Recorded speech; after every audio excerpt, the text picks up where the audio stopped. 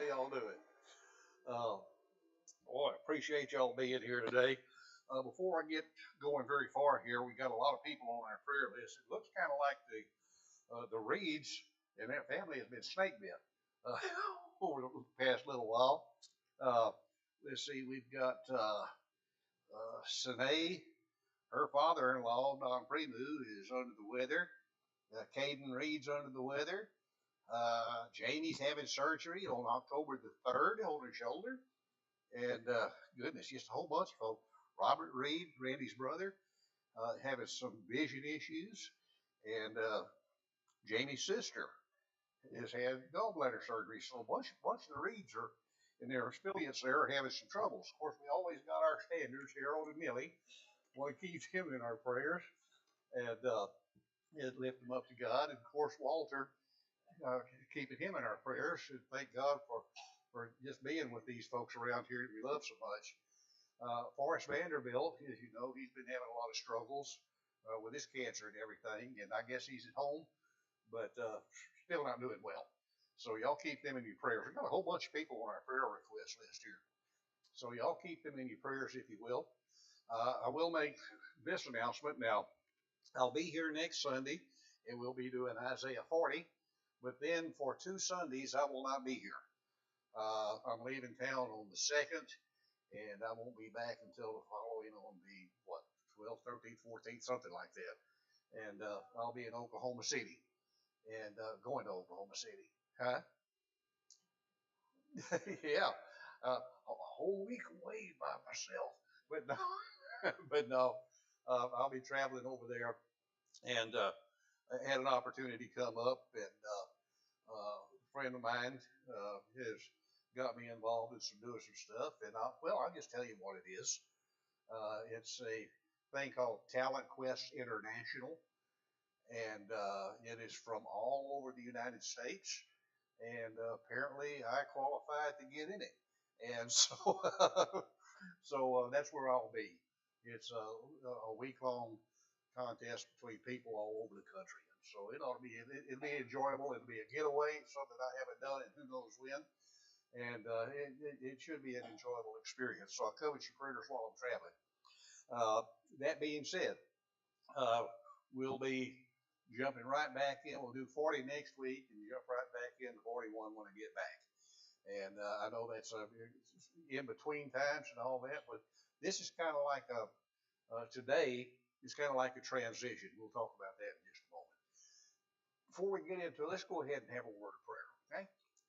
Father, we come to you today, and you know the things on our minds and on our hearts, and you know all the people on our prayer list that are having struggles with their health issues, and we just want to lift them up to you, Father, and ask you to wrap them up in your love and your compassion, and lay your healing hand upon them. And, Father, be with them. Help them always to recognize that you're in control of all things, and help us, Father, to glorify you in the things that we do and that we say about you. Remember you always in our conversations.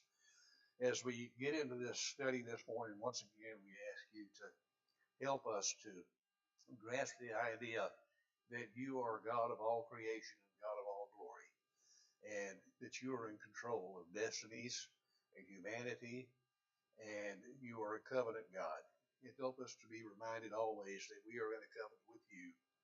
We know that you won't breach it, and help us, Father, to always glorify you in our covenant relationship that you have with us. This is our prayer in Jesus' name. Amen. All right, book of Isaiah, chapter 39. Now, when we get into this, this is very short. There's only 8 verses, okay? Only 8 verses. But it's packed with a lot of material that I think we're going to have to understand. By the way, we'll talk about this a little bit later. But if you want to see a parallel thing over in 2 Kings, I believe it is, 2 Kings 20, it's kind of a parallel to what we're going to be studying this morning. And as you know, Kings follows in a parallel, chapter 20 follows the parallel for chapters 36 all the way through. So just thought I'd make mention of that. But as we get into this, chapter 39, it is a literary bridge. And what I mean by that is it ties in the historical sections of Isaiah that we read. Remember chapter 36 through 39, or chapter 6 through 38? We were talking about Hezekiah, the how Sennacherib came in and surrounded Jerusalem, and God told Hezekiah, "I'm going to protect you," and all of that, and He does, killing 185,000 Assyrian soldiers. It says in the back, without ever fought, firing an arrow. And then Hezekiah gets sick, and he turns to God, and he finally gets the idea that God's in control of everything, gives God the glory and all of that. That's the historical section. But this bridge, chapter 39, carries us over to what we call a prophetic section. That's 40 through 66. And that is going to be very interesting because when I say prophetic, it not only deals with the mountaintop prophecies like we talked about before, things that are happening then, but also Messianic prophecies, things that are happening in the days of coming of Christ. And so this kind of ties all of it together. And so that's what chapter 39 is. These 8 little verses ties all of this stuff together. We're going to look at that because it's pretty well got a lot of stuff involved in it. And so what happens is a transition. In the preceding chapters, before we get here, it's focusing on Assyria and what Assyria was doing, how Assyria was attacking Judah, how Assyria had already brought down Samaria, how Assyria was the thorn in the flesh, so to speak, for Hezekiah and Judea, Jerusalem for quite some time. And so it transitions now from the focus on Assyria, and it goes into the future and starts talking about Babylon. And we're going to start seeing about how Babylon comes into power and what have you, because later on down the line, 100 years from now, that's what's going to take place. Syria is going to be gone. Babylon's going to be the big dog on the block. And so as we get into an introduction here, and we're looking at what is taking place, a couple of things we need to know about. I'm going to give you this background. In chapter 39, verse 1, it says, "At that time, Marduk Baladan, son of Baladan, king of Babylon, sent Hezekiah letters and gifts because he had heard of his illness and his recovery." Now, isn't that wonderful? Oh, Marduk Baladan. Who in the world is he? Marduk Baladan. Well, the name sounds a little funny, but you need to understand he is the king at this time that Hezekiah is reigning over Jerusalem. And this king, Marduk Baladan, the Babylonian king, if we look at him, I want to back up just a little bit here about who he is, okay? Marduk Baladan is the son of Baladan. Now, when you look into your versions of the Bible, you won't see the commas there, all right? It's like, at that time, Marduk Baladan, son of Baladan, king of Babylon, sent Hezekiah letters and gifts. He is the son of Baladan. Baladan is not the king of Babylon. Marduk is the king of Babylon. So what are we talking about here? His daddy was Baladan. And Baladan was the chief of a tribe called the Bit-Yakin tribe. Now, these are a bunch of Chaldeans. And if you'll remember Abraham, when God called Abraham, he called him out of Ur of the Chaldees. Remember that? See, Abraham was a Semite, but he was living over here in the same area these people were. He was living over in this area, which later becomes Babylon. All right? Well, this guy, Baladan, he was a prominent chief of this Ben-Yakin tribe. And as such, if you look at it here, Ben-Yakin, this territory here, this map doesn't show it real well, but if you'll notice, you've got the Persian Gulf over on the right side of it. On the left side of it, what you have is the reason that he was a thorn in the side of the Assyrians. He was always fighting the Assyrians and going to oppose them. The Assyrians was always trying to get people subjugated to them. And old Baladan, he didn't want to do that. He was just a chief, but he had enough pull, and his location, the place where he stayed at, was really conducive to his being able to continuously give Assyria a run for their money in a fit. And what I mean by that, well, how did he do that? it was because of where he was, right? When you look at the area of the Benyakin tribe, what you see, well, let me back this up. Remember that great philosopher we have, Taylor Swift? She is a very famous philosopher, in case you haven't known that. She said something that I thought was pretty important. It kind of goes along with Assyria. It's hard to fight when the fight ain't fair. All right? And that's the way it was with Assyria and Benyakin, the tribe. All right? The fight wasn't fair. And the reason it wasn't fair, you think Assyria is a great big power. I mean, they've got everything in the world an army could want or a kingdom could want. They have all the manpower and everything else. What does this little tribe over here have that they could be a thorn in the flesh for the Assyrians? Well, what happens when you look at this, the Assyrians had chariots, they had foot soldiers, they had archers, they had lancers, they had siege weapons, where they could push stuff up against the strongholds and what have you, and all their men could go over it, or they could go out here and sling stuff out of rocks and knock down walls. They could do all kinds of things. They had all of that material. But when they go after the Ben Yarkin tribe, they had a marsh area right in front of them. And when I say a marsh area, anybody ever been to Biloxi from here? Going toward Biloxi? And as you're going toward Biloxi, right before you get to it, what do you see on both sides of the highway? Marsh. How would you like to ride a horse through that? How would you like to march through that? I mean, all that's good for is fishing. That's it. Well, this is what they had right in front of Ben-Yakin's territory. You couldn't get the army through it. Now, maybe you could lay a siege on it and starve them out. Well, no, you couldn't do that because on the other side of what they had was the Persian Gulf. And the Persian Gulf, trade. You could have ships coming in and out all day long, bringing in whatever it was you needed. And so he had a natural barricade protecting his area from the Assyrians and a way to get goods in so his people wouldn't starve to death and everything else. And so this is how he would manage to fight against the Assyrians. Now, when I say fight against the Assyrians, his son also fought against them, but they started way back when with Sennacherib and Tiglath-Pileser, Sargon II. They gave all those kings a run for their money. And later on, 100 years later, they defeat them and everything else. But here's the whole point. Oh, what's his name here? Daddy Baladan was the head honcho of this tribe. And apparently he was pretty good at what he did. Okay? He knew how, he was a military commander, in other words. He knew how to use his resources and everything else to fight against the Assyrians and bring them to a stalemate. Maybe he couldn't overthrow them at the time, but he could bring them to a halt.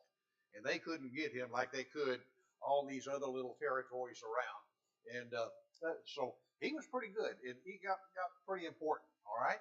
Well, look at his son, old Charlie Baladan.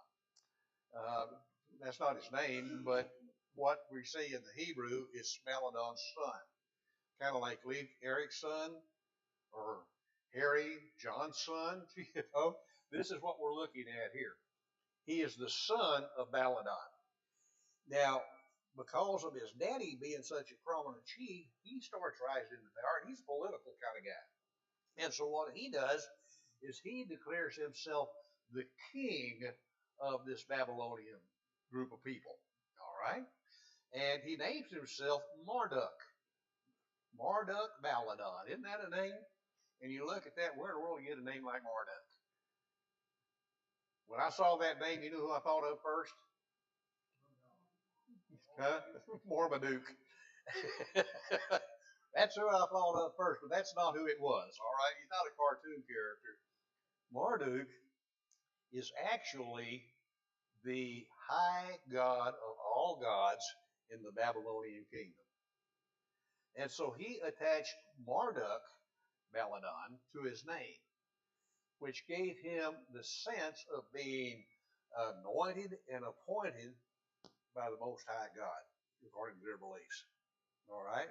You follow who that is? I am a God. Is what he's doing here. And kind of like I'm bona fide. Remember that old show? Right? I'm the real deal, is what he's saying. By attaching the name Marduk to that, he claims divine authority for who he is and where he's at. Now, for what that's worth, that's not new. All right. Later on, you find the people like the Romans, all the Caesars. They claimed divinity. They were gods or sons of God. Aztec chiefs, they were the sons of God or divine. Louis the 14th, and most of your European rulers back in his day, they all thought they were appointed or installed by God on high, or they were kin to God. Then, of course, back over in World War One, you had what's his name, Hirohito. He was the guy who thought he was actually a descendant, that he was a god, and that's what Marduk is claiming. I'm kind of like Hirohito, I'm a god here on earth, and people worship him just like they worshiped Hirohito. So we say, well, wait a minute, what about these gods that we're talking about here? Well, you get over to, remember Saddam Hussein? Now, he never claimed to be God, but he claimed to have divine authority. He traced his ancestry all the way back to Nebuchadnezzar, who thought he was a god. All right? So, this is something that's ongoing. There's something about men and religious men who manipulate religion to say, God told me to say this, or God put me in this position. You see that not only in political figures, you see people doing that today from pulpits. God has told me to say this, and God has given me this insight and all that. And people believe him simply because they say God did it. Well, people believe him because by attaching the name Marduk to his name, they thought that indeed he was, because his family was so powerful that God, the God of the Babylonians made him a king.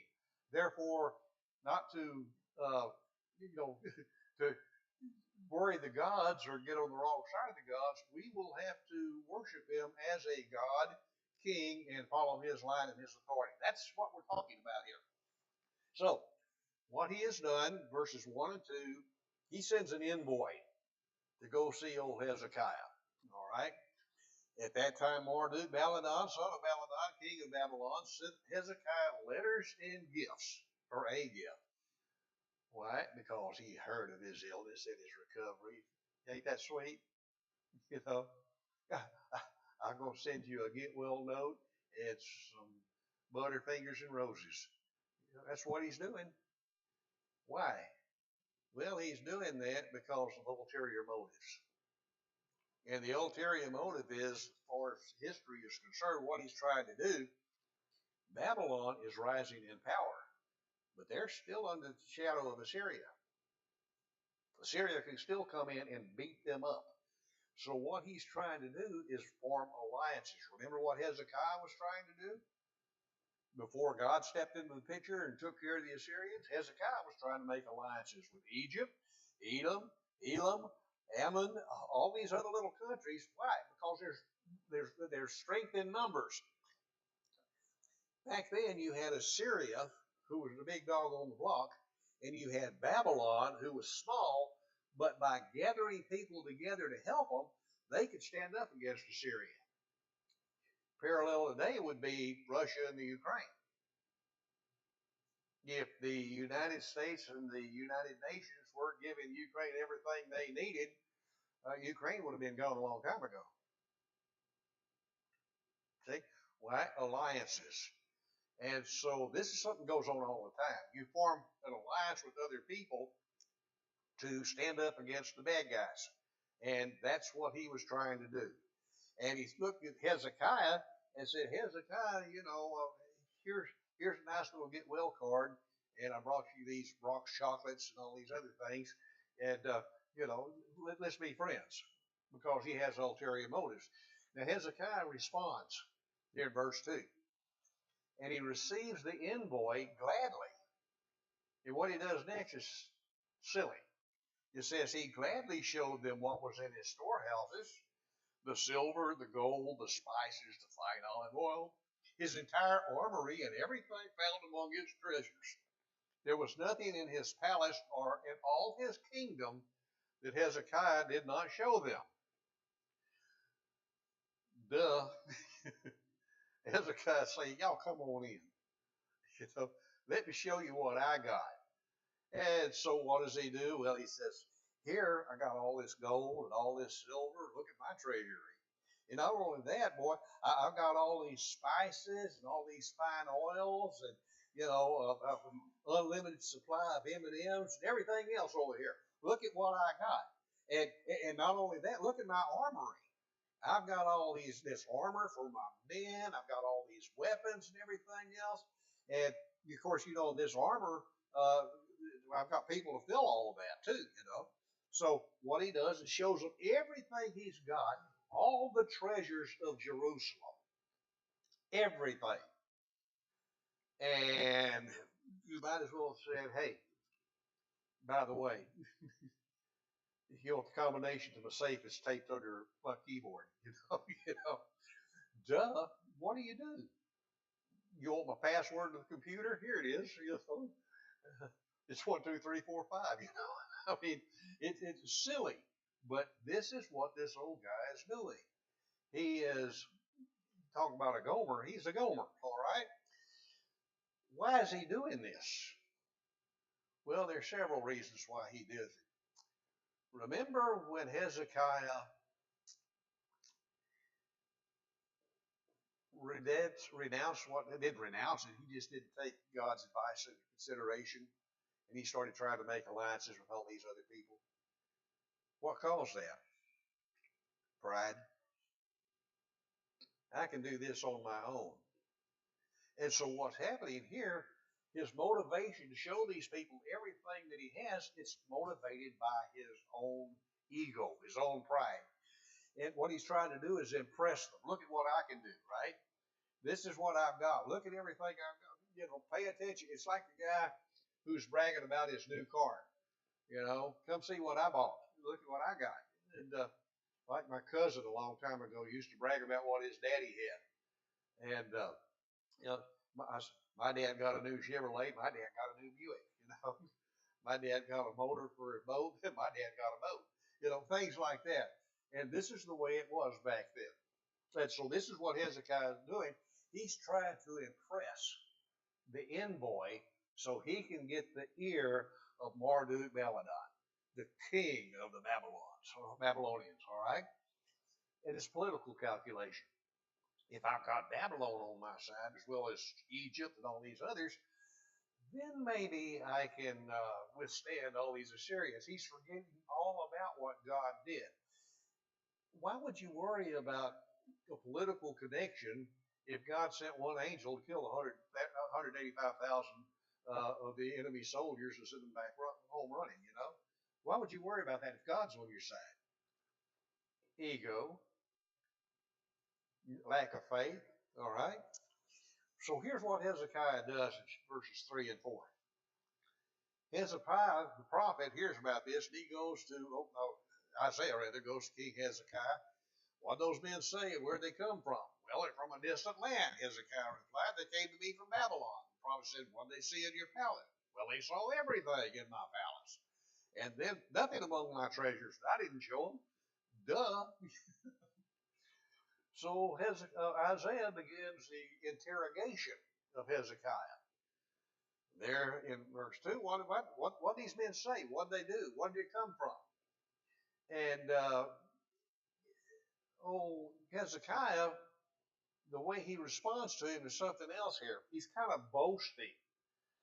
Y'all remember Junior Samples on the old Hee Haw program? BR 549, that guy? You know why he got famous? Before Hee Haw, the only thing he was known for was being able to tell the biggest whoppers in the world. He told the fish story one time. He was a comedian.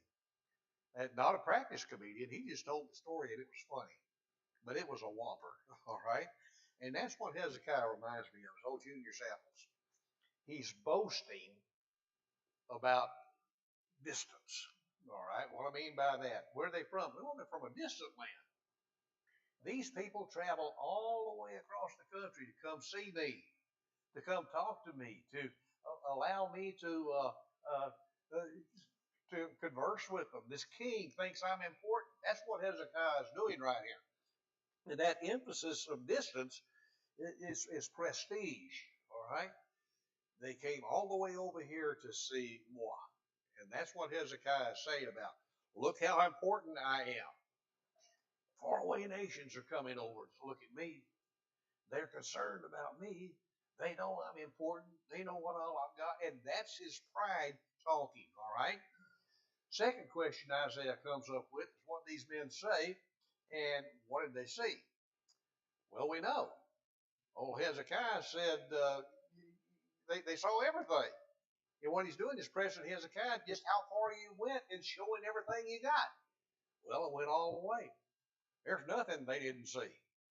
I took them on an excursion, loaded them up in the limo, and we went all over the place looking at everything I own. And so Hezekiah makes this confession to them, and that confession, he says, everything. There's nothing that they didn't see. Silver, gold, spices, oil, everything. Everything was exposed. I showed it to them. Why? Because of my pride. Because I wanted to impress them. I wanted them to think that I wasn't some little tribal chieftain. I wanted them to think I was a powerful king with a lot of resources. What happened when he did that, he made Judah vulnerable. Okay? Made them vulnerable. Now, here's the heart of the matter. What happens, instead of pointing the invoice toward God, who not only saved him from the Assyrians and saved his life when he was laying there about to die, he pointed the Babylonians to buy stuff. Look at what I did. He didn't point him to God. He didn't give God the glory. He looked at, this is what I have done. All right? Short-sighted? Yeah, right. He thought that he was making friends with the Babylonians. He was going to get an envoy, and these people were going to be there to form this alliance and everything, and they were going to be able to protect him. Instead, you know what happened with Babylon about 100 years later in Nebuchadnezzar. What they do? He gave all this intelligence to the Babylonians, and they used it. What he's doing is pulling back the curtain, showing this is all I've got. Look at all these things. And what he's doing is trading testimony for God, saying this is what God has given me. I'm here because God is that big. I'm here because God defeated the Assyrians. Instead of saying things like that, he's saying, this is what I got. Look at what I've done. Look at what I've accumulated. And it's all about me, me, me. And that's one of the big problems in the world today. Everything is about me, me, me, my. Isn't that what kids learn first? First words they learn, mine. And so this is what happens here. That's what he's doing. He never outgrew childhood.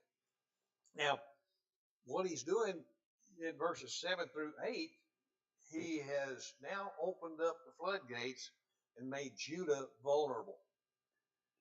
God has taken care of them all the way up to chapter 38.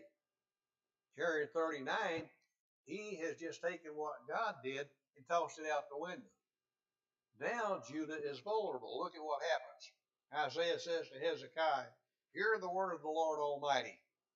The time will surely come when everything in your palace and all that your predecessors have stored up until this day will be carried off unto Babylon.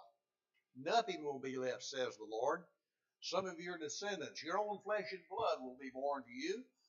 Who will be born to you will be taken away, and they will become eunuchs in the palace of the king of Babylon. So what's going on here? God's saying, you big dummy, look at what's going to happen to you and your family because you couldn't keep your mouth closed. You couldn't give me the glory. Isaiah is now shifting from questions to prophecy. He's saying, I'm not going to ask you anything else. I know what's happening. God tells me this is what's going to happen to you. Hear the word of the Lord Almighty.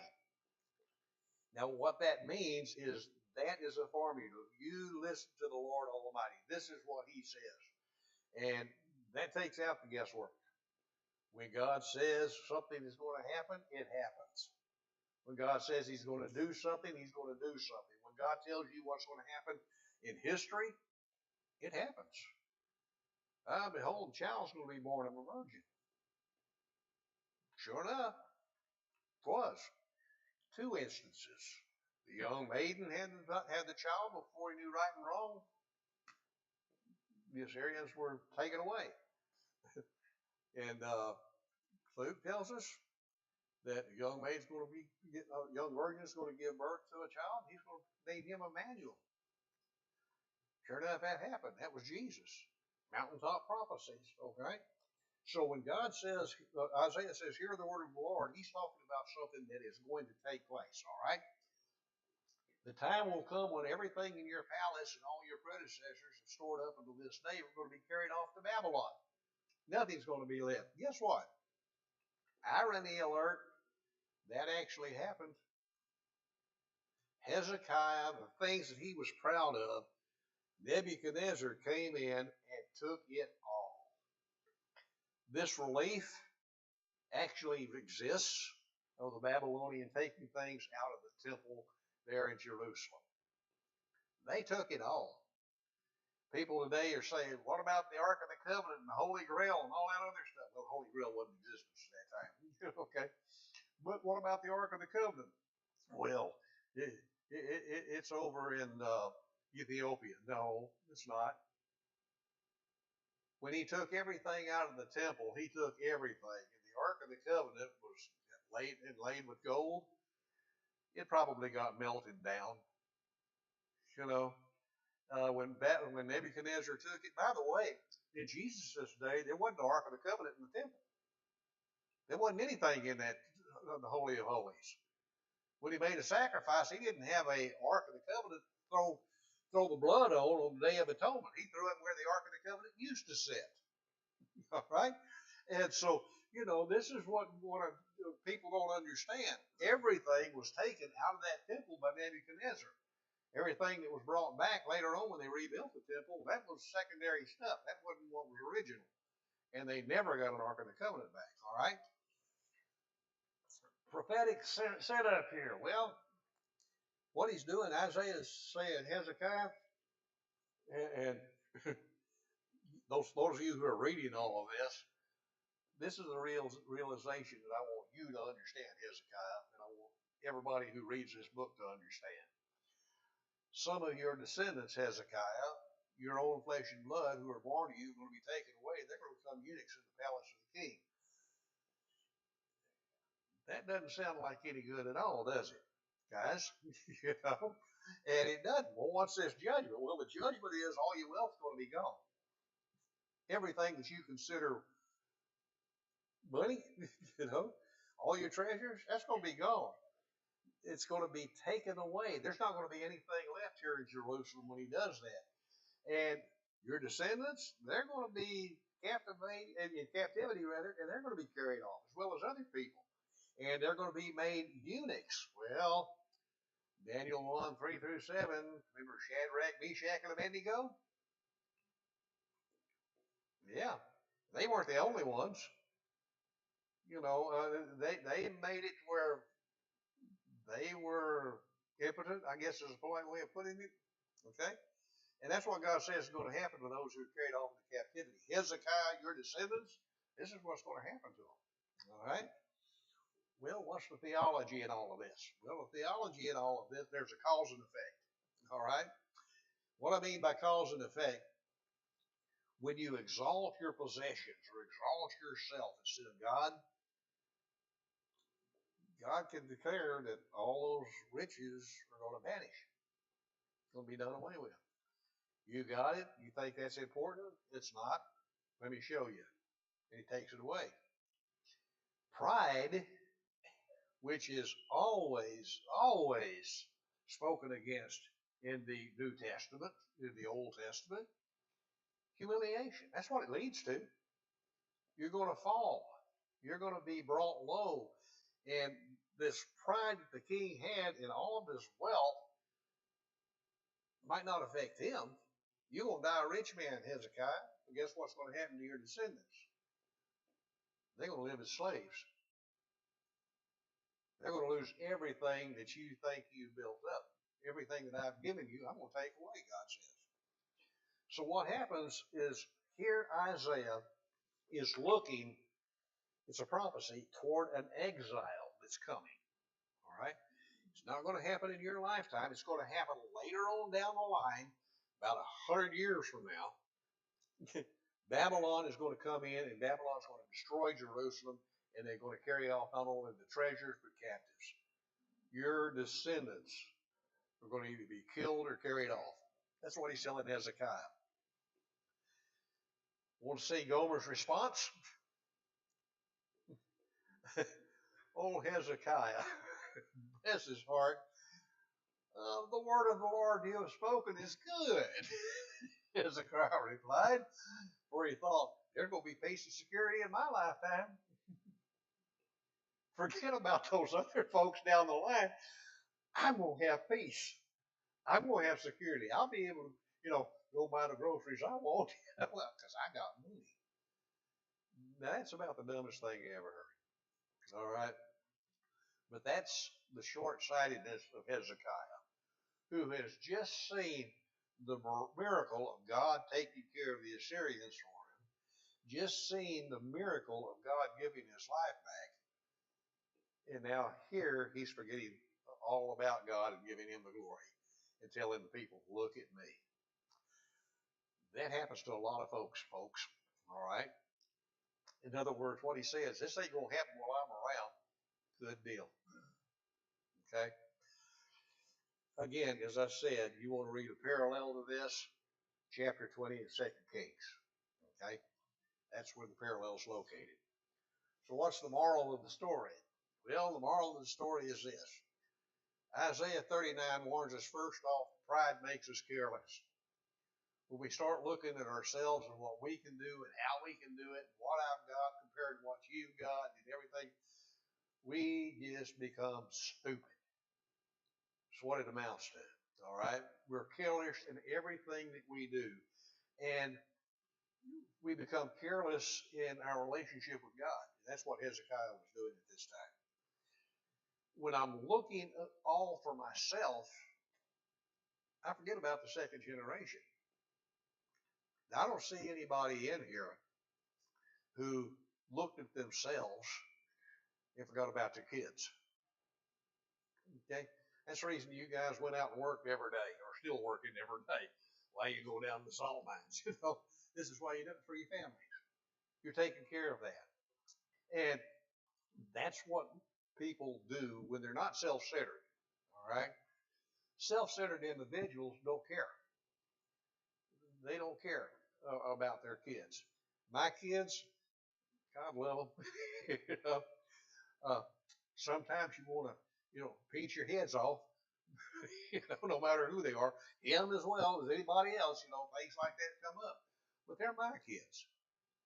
If they need something, Daddy's going to be here for them. Right? Isn't that the way it is, Harold? You're there for your kids. You're there for your family. And what's the old saying, blood's thicker than water? Well, true. But we're washed in the blood. That blood should be the thickest of all. All right? We should be caring about our families and their relationship with God. Hezekiah was more interested in thinking about himself and forget everybody else. Isn't that what's wrong with society today?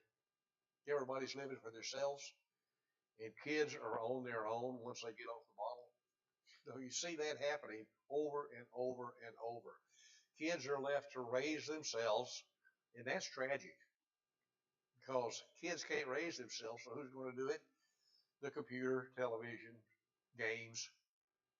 They're going to learn from those things rather than learning from godly parents. Okay? Flattery from the world hides the future of ruin.